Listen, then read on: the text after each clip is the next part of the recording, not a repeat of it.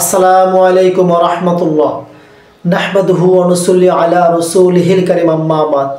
সম্মানিত সুধী, কেউ যদি নদীপথে নৌজাহানে সফর করে কিংবা ভ্রমণ করে অথবা কোথাও যায়,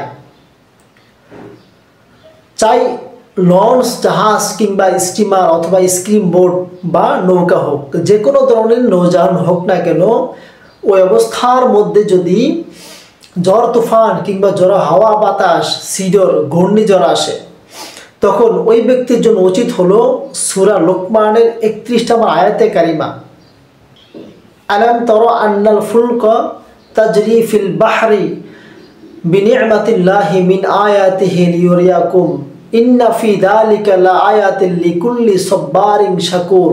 এই আয়াতে কারিমা 7টা কাগজে 7 বার লিখবেন।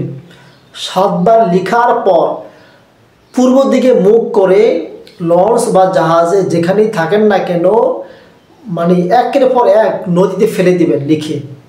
তো এই আমলে বরকতে আল্লাহ রাব্বুল আলামিন ওই ব্যক্তিকে কিংবা ওই নৌজাহানের সকল মানুষকে ঝড় তুফান, বিভিন্ন ক্ষতি এবং বিভিন্ন অনিষ্ট থেকে হেফাজত করবেন। যেমন ধরেন ডুবে যাওয়া থেকে কিংবা ধ্বংস হওয়া থেকে অথবা নৌজাহানে পানি ওঠা থেকে আল্লাহ তাআলা তাকে মুক্ত রাখবেন।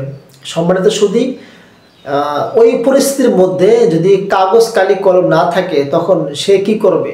তার জন্য উচিত হলো অন্তত সূরা লোকমানের 31টা আয়াতে কারিমা পূর্ব দিকে মুখ করে 7 বার পড়বে। এই 7 বার পড়ার বদৌলতে আল্লাহ তাআলা তাকে ঝড় তুফান বা সিডর, ঘূর্ণিঝড় বিপদ থেকে মুক্ত রাখবেন। সম্মানিত সুধী, আমাদের যাদের মুখস্থ রয়েছে কিংবা যারা হাফেজ সাহেব, তাদের জন্য সহজ।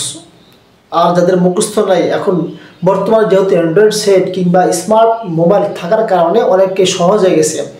আপনারা অন্তত সূরা লোকমানের 31 নম্বর আয়াতটা ফলো করেন, দেখেন আস্তে আস্তে পরে পরে মুখস্থ করে নেন। কারণ নৌজাহানে আপনার নদীপথে অনেকেরই ভ্রমণ করা লাগে, বিশেষ করে যারা দক্ষিণ অঞ্চলের মানুষ রয়েছে।